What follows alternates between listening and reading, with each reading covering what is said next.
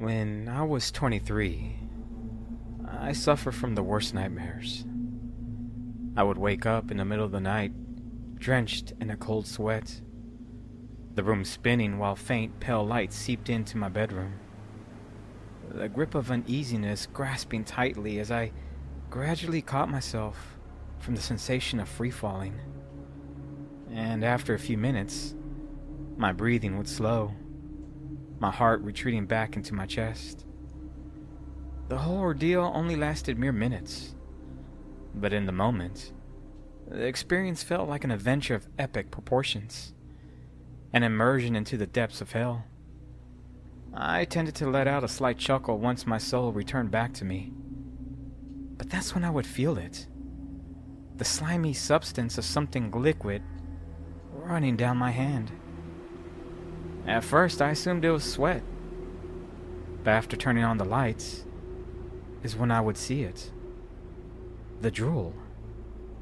It was sticky, long strands of the slime stretching out as I pulled my fingers apart, droplets falling onto my bed, leaving a deep gray stain, and my nose stung from the hard stench, one similar to a rotting piece of meat.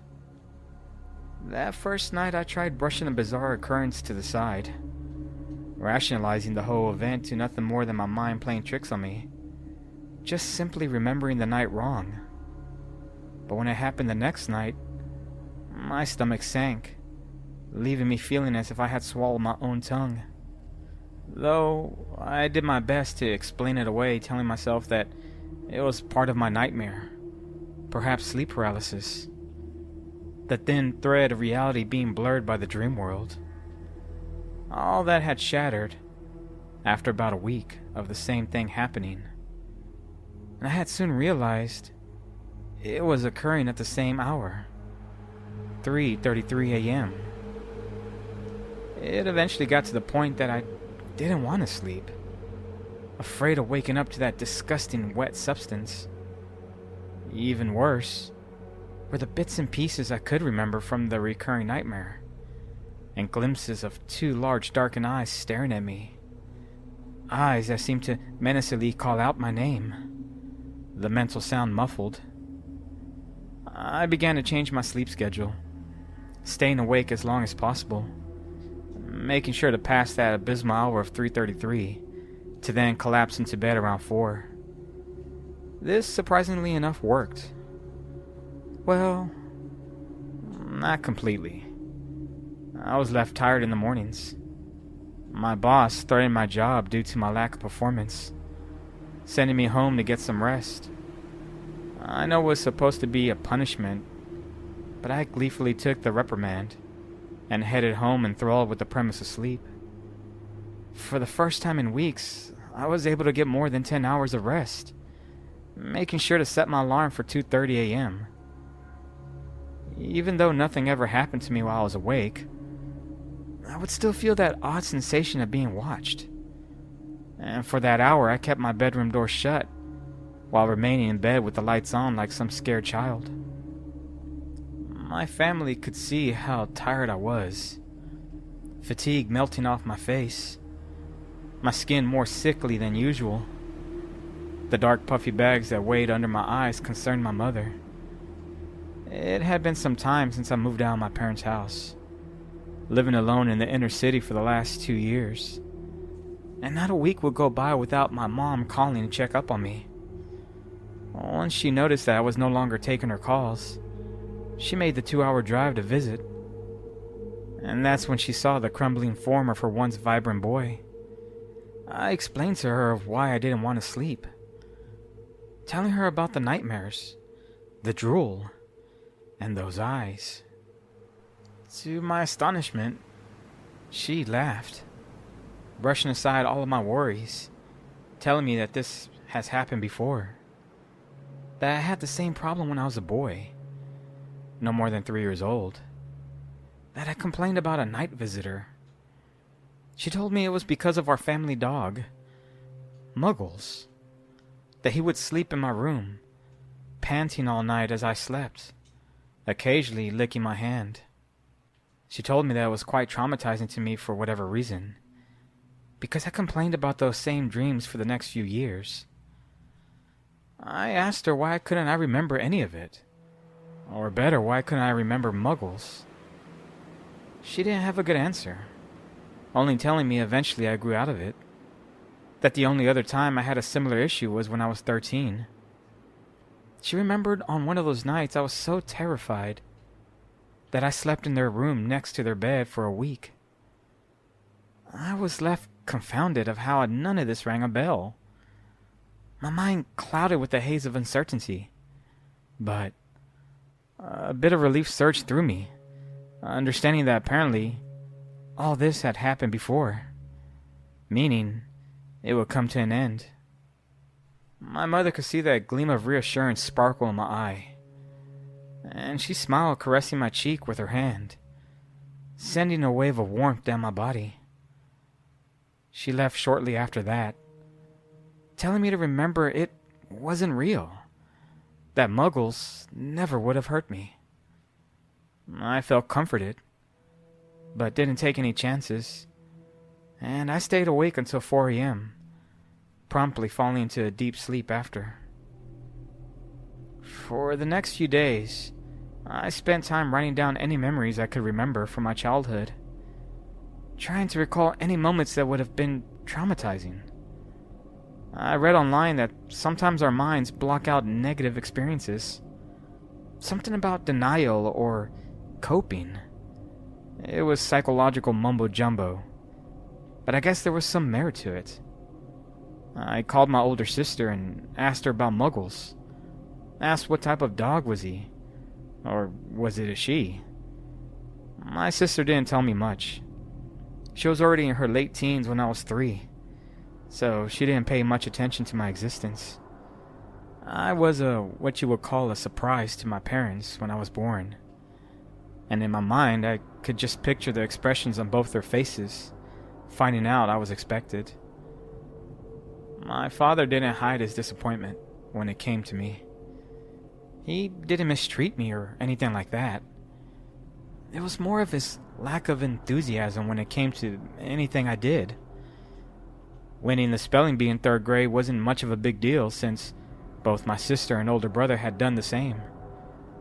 So I guess by the time it got to me, he was a bit jaded. Sometimes I would catch him just looking at me with a stare of indifference, almost of intrigue, as if something was going to pop out of me at any moment. I tried talking to him, but all he ever gave me was the typical, "Sure, I'm proud of you, son," kind of responses. Like I said, he wasn't mean or abusive, just distant. A floundering spirit that watched me grow from afar, while my mother did the nurturing. After a few weeks, I grew tired. Dark rings festered under my eyes. The gravity of merely keeping my eyes open felt as if each lid was holding up the earth itself. It was obvious I needed more sleep, my sanity dangling on a thread. So I decided to give in to my fear and indulge. I figured perhaps I could remember more about that nightmare. Maybe I had clues of that damn dog. Muggles. In the back of my mind, I had created some fictional creature that morphed in and out of reality, taking the shape of a dog. A dog that apparently once belonged to me. I thought this entity was haunting me, licking my hand only when I slept. Maybe I needed to be asleep when it came. Something similar to how ghost hunters only saw apparitions when it was dark. I decided to keep a small notebook next to my bed with a pen, ready to jot down any memories. As you can guess, I awoke in the middle of the night. It was that dreadful time, 3:33. Before turning on the lights, I could already feel the squishy fluid swimming around my hand, globs of drool slopping down onto my bed. My heartbeat accelerated, and I could feel tears form on the edges of my eyes. I anticipated this, but in my inner thoughts I was hopeful that just maybe it was over, that this curse had passed, and I would awake to the sun slipping into my room. Reality hit hard, and I knew there was no escape. No easy way out other than trying to solve what was happening to me. And that's when I remembered the notebook. But more prolific, I still remembered the dream. It was still fresh in my mind, and I quickly reached over to my nightstand, writing down every detail I could still remember. Large dark eyes, reflective black skin. It climbs. It's funny how the memory of a dream can fade so quickly. It's like mist that dissipates when trying to grab a piece of its softness. There's one last thing I wrote down before forgetting. Something I felt was important. And that was the sound it made. It would hum. I quit my job shortly after that night. I needed to get away. But to where was the real question. This curse was following me. I figured no location would be safe. There was only one place that I could think of when it came to shelter. And that was home. I knew my parents wouldn't have liked it. Well, at least my dad. My mom, on the other hand, would be through the roof with glee. But I decided to move back home for the time being, until figuring out what was wrong with me. Or at least until this episode of madness passed. To my bewilderment, both my parents welcomed me with open arms. And to be honest, I was put off by my father's demeanor. He was acting too nice.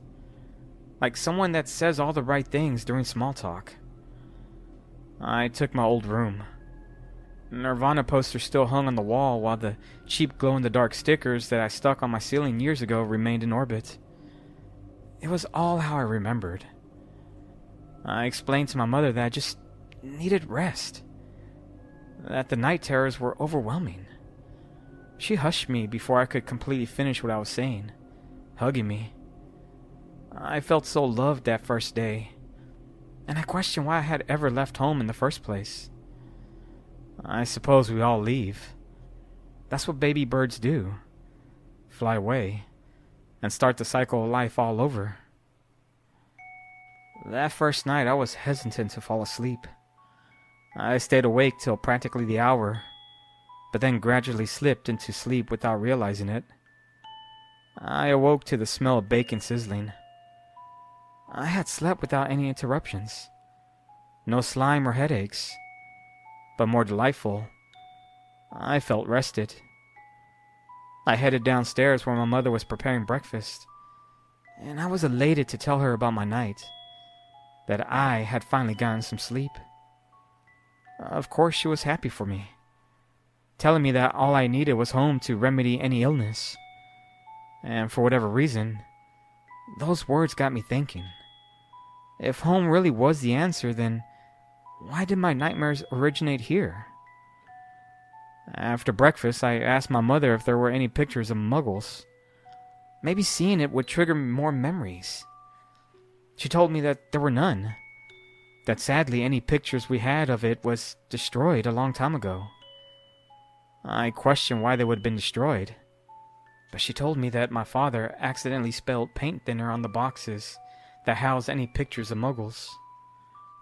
In the moment, I felt like telling my mother how convenient that was, but stopped myself. Instead, I asked another question on something I picked up on my mother saying. She had called the dog It. Did she not remember if it was a male or female? This question actually caused her to pause for a moment, digesting it thoroughly as I could see her eyes draw upwards with deep thought. She then laughed and said that she couldn't remember, that obviously it was one or the other. The second night was much like the first, though this time I was more confident in getting sleep, so I went to bed early. I didn't remember dreaming, just waking up once again to sizzly bacon. This went on for about a week. Nothing eventful happened. My father still pretended to be happy with my visit. Then a strange epiphany hit me like a bag of bricks. The nightmare of that entity seemed to be gradually vanishing. I had to keep reading my notes of what I saw. Large dark eyes, reflective black skin. It climbs. this was the only way for me not to forget. It was as if someone was pulling the dreams right out of my head. And even though I felt rested, I still felt disturbed. But in a different way. With my life now returned to normal, I decided to head back into the city, telling my folks I was leaving. But right before doing so, I went to talk to my father, alone. He was still masquerading around as this jovial parent. The facade made my stomach turn. I ignored his smiles and asked him about the dog. He stumbled over his words, almost surprised that I would bring that up with him. He told me that I loved that dog, that it had a habit of licking my hand while I slept.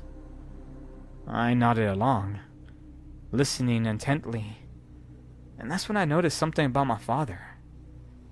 There was something in his mouth, and I only saw it for a split second, but it looked like a finger, a black one. I closed my eyes tightly, trying to wash away the delusion, but something was not right. I could feel it in the pit of my gut. The way he kept talking without saying anything. Just jibber-jabber. Mindless dribble. I kept staring at his mouth. There was something in there. I was sure of it. But after a while, I think my father noticed my intense stare, and he began to look away while talking. Maybe I was going insane. Perhaps I had permanent brain damage from this ongoing sleep dilemma. Right before leaving our conversation, I asked him if he remembered what type of dog Muggles was. His eyes widened, and he remained quiet for several seconds.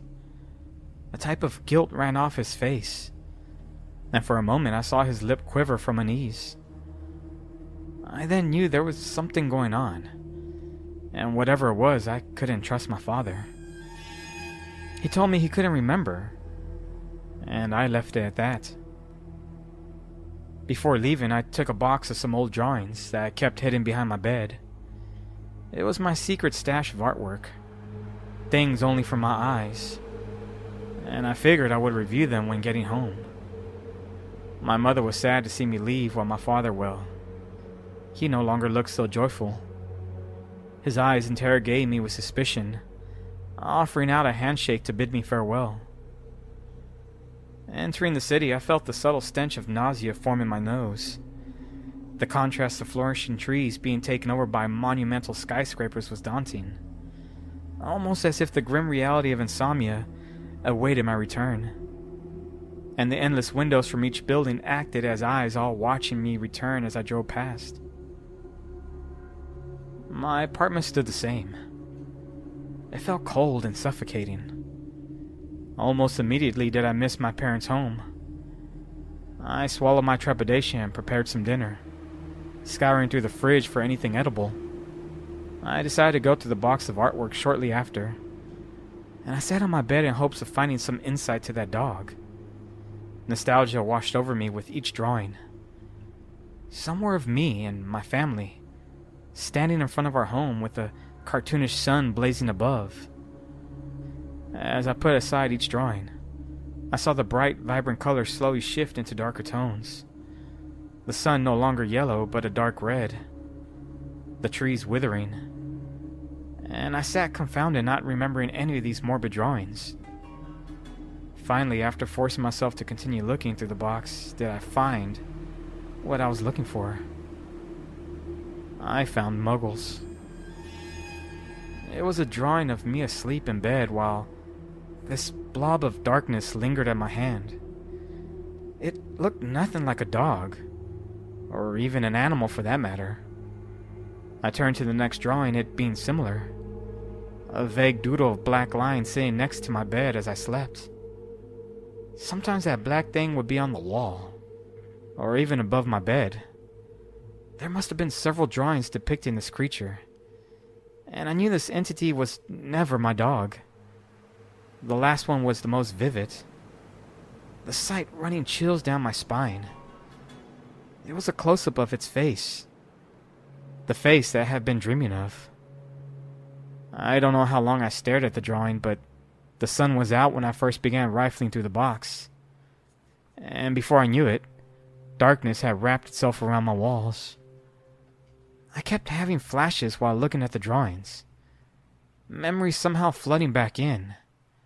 Me awakening to that thing licking my hand, and my father screaming.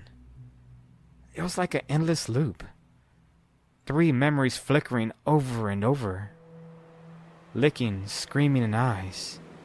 Licking, screaming, and eyes. Licking, screaming, and eyes. Licking, screaming, and eyes. Licking, screaming, and eyes.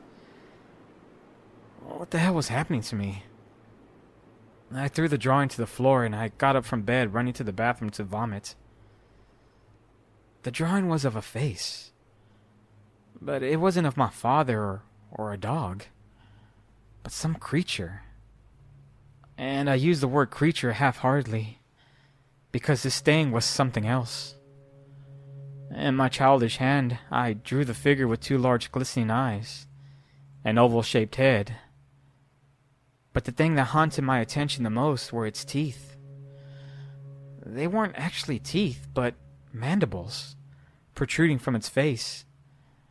Mandibles that looked similar to that finger I saw in my father's mouth. I lost myself in deep thought, pondering as to why I couldn't remember any of it. Why in my lost memory was my father screaming? I went over to my couch and sat for a few hours while drinking a beer, trying to make sense of the whole thing. Glimpses of those abysmal eyes staring at me from every dark corner. I needed to get rid of the drawing. I wanted to burn it, but I decided tossing it out the window was the better option. I turned on all the lights to my apartment, making sure any shadow that danced in my periphery faded, only leaving a space of certitude. I kept drinking. I ran through a 12-pack without a blink, pounding one right after the other. Eventually, I fell asleep on the couch.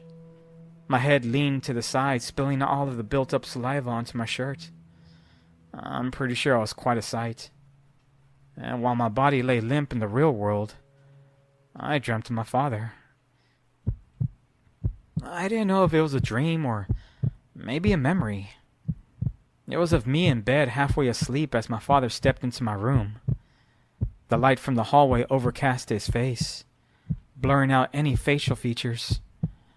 He stood at the doorway just watching me sleep, making a weird humming noise while his head violently trembled.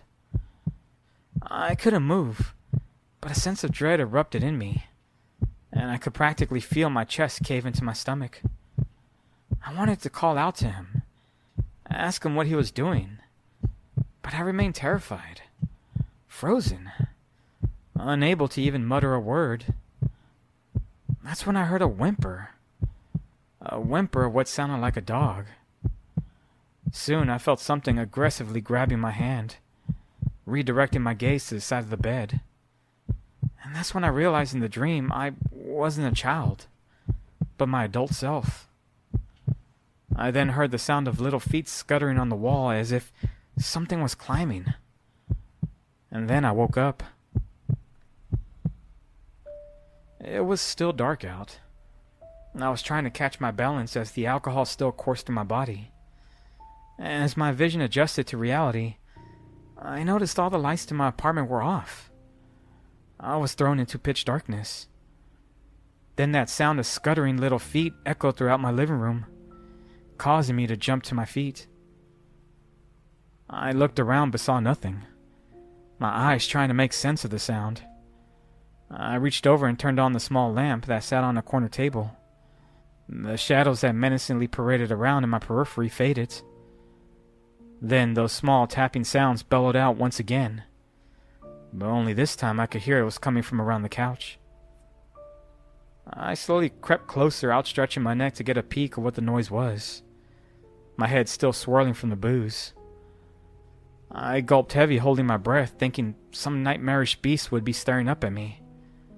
But I saw nothing, just an empty floor. By this point I felt as if I was losing my marbles. The nightmares and the bizarre wet hand was too much to handle. And that's when I noticed a slip of paper protruding from underneath the couch. There indeed was something there after all, and I crouched down to retrieve it. To my horror, It was the drawing of that creature. The one I had thrown out the window only hours ago. Something brought it back. After that, I was back to my old miserable self. Not sleeping a wink. Making sure to stay awake as much as possible. I guess you could say my life was in shambles. Crumbling to the lowest of lows. And I only wish that whatever this episode of misery was would soon be over. It seemed like my sleep issues happened every 10 years. So that meant there was an end in sight. I wouldn't have to worry about this until I was 33. Though the thought made me shiver since the time I would always awake to was 3:33, making me think turning 33 was the ultimate goal for whatever haunted me. Thoughts of my father acting so strangely infested my mind for the incoming days, remembering how his words sounded somehow rehearsed, and that finger wiggling in the back of his throat. Was I really going crazy, or was there something more to what was happening? I decided to keep the drawing of that entity, not wanting to throw it out again, thinking that somehow whatever created those tiny steps before would only bring it back to me, like some grotesque game of fetch. I stashed the drawing in the bottom of clutter that I kept in the closet, hoping to get it out of my sight. But somehow I felt those devilish eyes watching me through the pile of mess, its stare lingering on my every move. I knew that I couldn't wait any longer. That if I was going to get through whatever torment I was suffering, it was going to be through my own will. So I devised a plan. One that probably didn't make much sense. But in my sleep-deprived state, it sounded genius. When I was a kid, my father put me in Little League. I wasn't the best catcher or even a fast runner. But one thing I did seem to possess was tremendous strength when it came to batting. I was the only kid that would hit a home run in any given game. And back then, my father was full of life, celebrating my small victories. This was probably the only time I could remember feeling close to him. And after hitting a walk-off game winner, he gifted me with a Louisville Slugger that was passed down to him from his father. It was beautiful, the wood feeling natural in my hand. And I remember fantasizing of how many homers I would hit in the incoming years. But as time passed, my relationship with my father changed, his interest in me dwindling. My excitement for the game gradually shifted, and I threw my grandfather's slugger in the closet, where it remained for years until bringing it to my apartment. Now, that same wooden bat had a new purpose, one that was going to save my life and sanity. I sat in bed the next night, watching the time on my phone slowly change, waiting for the usual hour to approach. I began writing down all the events I had experienced, not knowing if what I had planned was going to work. I made sure that I was fully awake. I must have drank about 3 Red Bulls after midnight, preparing myself for what was to come. And as 3 a.m. approached, I put away my notebook, turned off the lights, and lay in bed.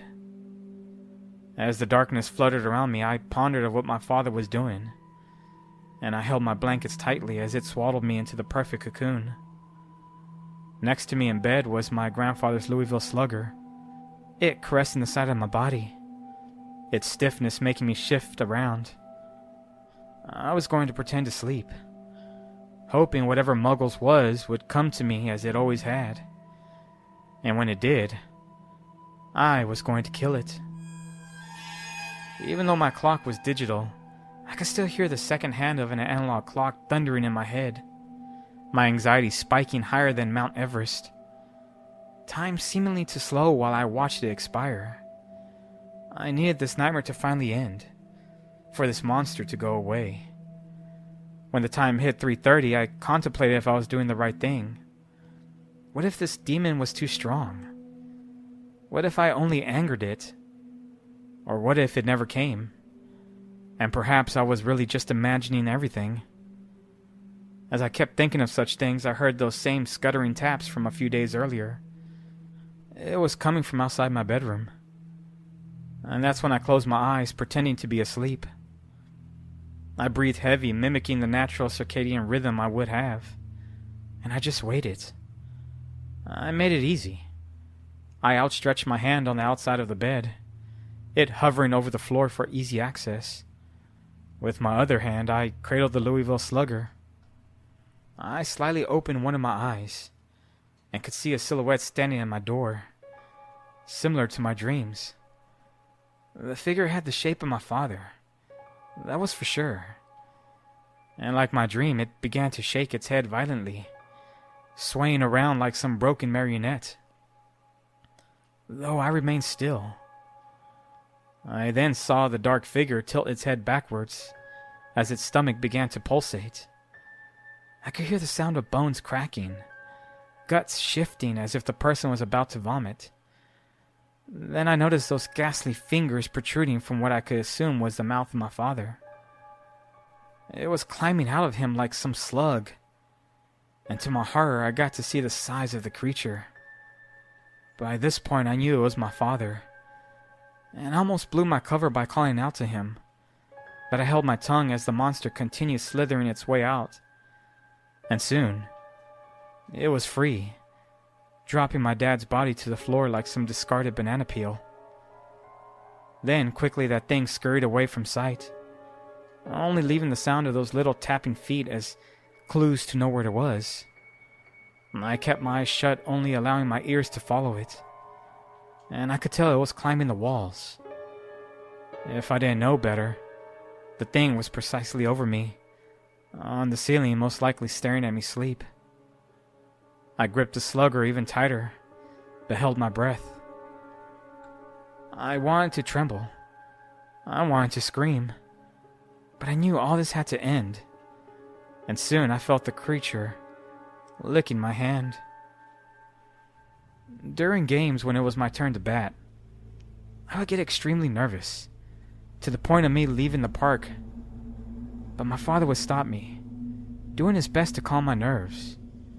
He told me to ignore the noise, to isolate it out, and the best way to do so was to slowly count to 3, but to do it in my head. My father's words rang through as the beast kept licking my hand. I slightly cracked open my eyes and peered through the darkness. There it was, Muggles in all its glory. There was the black, glistening eyes with an oval-shaped head. But even more terrifying was its oversized mandibles. It was clear the thing was gnawing at my hand, and I mentally prepared myself for what was to come, then counted to 3. The next few minutes zipped by like a blur. I couldn't tell you exactly what happened. All I remember is swinging and hearing the sound of glass shattering. Crack! Then whimpering. The whimpers of what sounded like a dog. I don't remember how much time had passed, but the next memory I have is of standing over the dead body of whatever the hell this creature was. And now with the lights on, I could clearly make out all of its features. To make it plain and simple, it was a giant bug. A monstrous insect that only lived in the depths of hell. And somehow it made its way to Earth. To me. Now the bastard was dead. White fluid flowing out of its cracked skull. I didn't know what to make of it. And during this time I had forgotten about my father's body. That was until he started coughing. Him coming back to life. He was disheveled. Mesmerized to the whole situation, not knowing exactly what had happened, but aware of coming to my apartment. Apparently Muggles had the ability to take possession of my father's body, only leaving him as a passenger in his own skin. He was relieved that the beast had been slayed, and we hugged for minutes, both jovial to it being dead. My father filled in all the missing gaps to my memory, telling me when I was 3 years old he would hear me crying in the middle of the night, complaining about our family dog licking my hand. Since we didn't have a family dog, my father knew it was something else. So he waited in the middle of the night to see what was happening. And that's when he saw Muggles. It left my father in shock, seeing such a thing. And he screamed out in pure devastation. only for the monster to attack him. It seemed as if the insect somehow burrowed its way into my father, taking control of his body. He said that he could feel the beast inside of him, but somehow it hibernated, only revealing itself every 10 years. Apparently the creature had the ability to control the thoughts of people, making my mother and siblings think we actually had a family dog. Throughout the years, my dad grew a connection with Muggles, and knew just how much it desired me. It wanted me, not my father, but used him as a vessel. He said that there was something about me it detected long ago, and it was going to wait as long as it took. Well, now the monster is dead, so I guess you could say I won. At least I thought I won. All this happened when I was 23, but now I just recently celebrated my 33rd birthday. The nightmares haven't come back, but I feel that something is off, as if I could hear a voice. Maybe voices. I always remember my father's words of ignoring the noise, and I counted 3. But even then, the words only get louder. I don't know exactly what is happening to me, but the other day I felt a tickling sensation in the back of my throat, and I ran to the bathroom to stare at myself in the mirror. I saw something that looked wickedly familiar. I saw fingers in the back of my mouth. I don't know what that creature that went by Muggles wanted with me, but whatever it was, I think it has affected me. Maybe I'm turning into it, or perhaps somehow it lives inside of me. Maybe that's what it was doing when licking my hand. Whatever the case, I am documenting everything. If I live or die, I guess doesn't matter. Just know, if someone tells you about having a dog you don't remember, understand, it might have been Muggles.